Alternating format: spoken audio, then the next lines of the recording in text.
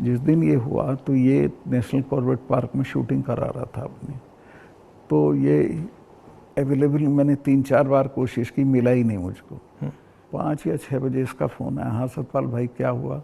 मैं कहा हमारे इतने लोग मर गए हैं और हमारी गलती से मरे हैं। तो बोला नहीं नहीं चुप रहना, अभी कुछ नहीं बोलना इस पर। फिर 1 घंटे बाद ये डोभाल जो मेरा क्लास फेलो रहा लॉ में मेरठ में, तो इसका फ़ोन आया, सतपाल भाई आप बोल दी। मैं 2 चैनल को बोल चुका था ये बात, तो इन्होंने कहा नहीं नहीं कुछ नहीं बोलना है इस पर। मैं कहा ठीक है, मैं समझा कुछ जांच वाँच कराएंगे, उस पर असर पड़ेगा। कुछ भी नहीं। तीसरे दिन इनका आ गया कि ये पुलवामा की शहादत को याद रखो और अब हम बालाकोट करेंगे, ये करेंगे, वो करेंगे। और अभी तक उसमें कुछ नहीं हुआ? कुछ नहीं, करना भी नहीं है इसको। पुलवामा के शहीद जिस तरह हुए थे इसलिए हुए कि उन्होंने 5 एयरक्राफ्ट मांगे थे।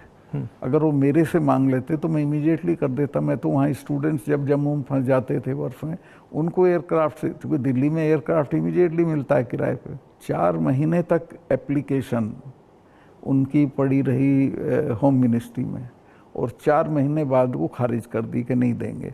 तब वो सड़क से चले। इतना बड़ा, मतलब 4 महीने के लिए वो चले ही नहीं?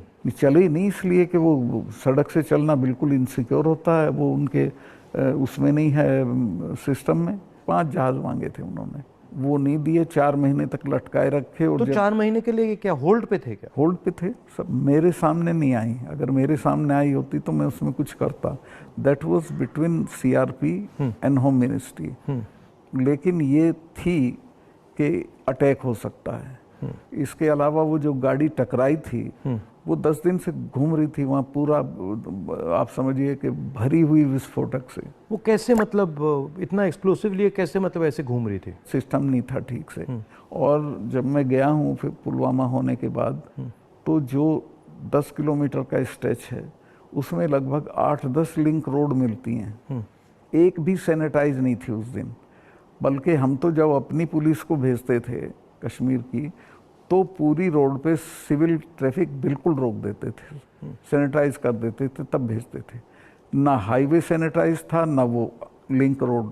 और लिंक रोड जहाँ हाईवे में मिलती है वहाँ रिवाज ये है कि वहाँ एक जिप्सी खड़ी होनी चाहिए जो उसे रोक दे कि नहीं भैया काफिला चला जाए सीआरपी का, तब जाना। ब्लॉक कर कुछ नहीं था, there was nothing like that. तो जब आप वहाँ गए, जैसे पॉलिटिक्स में हम ऐसी घटनाओं में जाते हैं, तो जब हम कहीं पहले पहुँचते हैं, कोई माइंड में कोई फीलिंग आती है, तो इसमें आपकी क्या फीलिंग आई थी जब आप पहली बार वहाँ गए? आप मेरा यकीन करेंगे, आई वॉज इन टीयर्स। और मैंने इसको फ़ोन किया, मुझे नहीं मिला। जब 5 बजे मेरी बात हुई तो मैंने कहा हमारी गलती से हुआ ये।